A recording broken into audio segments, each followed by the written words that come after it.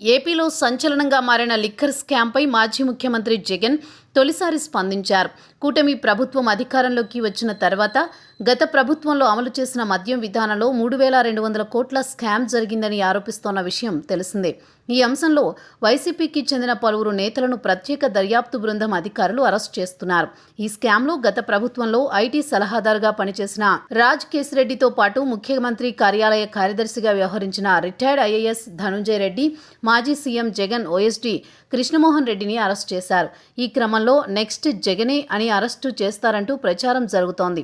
Liquor scam అంటూ ప్రభుత్వం దాదాపు 10 నెలలుగా హడావిడి చేస్తున్న మాజీ సీఎం జగన్ ఎప్పుడూ ఈ అంశంపై సీరియస్గా స్పందించలేదు. కేవలం ప్రభుత్వ కక్ష సాధింపు రాజకీయాలు చేస్తోందని మాత్రమే వ్యాఖ్యానించి సరిపెట్టేవారు.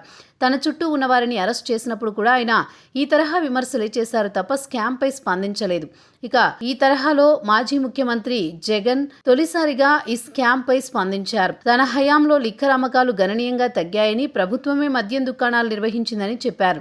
తమ ప్రభుత్వ విధానం వల్ల లిక్కర్ అమ్మకాలు తగ్గి మద్యం కంపెనీలు నష్టపోయారని, అలాంటప్పుడు మద్యం కంపెనీలు లంచాలు ఎలా ఇస్తాయని ప్రశ్నించారు. ప్రైవేటుగా మద్యం వ్యాపారం చేస్తే లంచాలు ఇస్తారు, కానీ ప్రభుత్వమే మద్యం కొనుగోలు అమ్మకాలు చేసినప్పుడు లంచాలకు అవకాశం ఎక్కడుంటుందని మాజీ సీఎం జగన్ నిలదీశారు.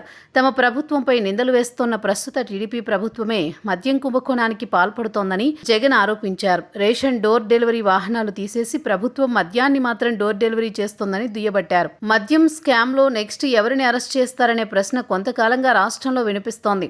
ముఖ్యంగా కేసును దర్యాప్తు చేస్తోన్న సిట్ అధికారులు ఇప్పటి వరకు డబ్బు, అంతిమ లబ్ధిదారు ఎవరో బయట పెట్టలేదు.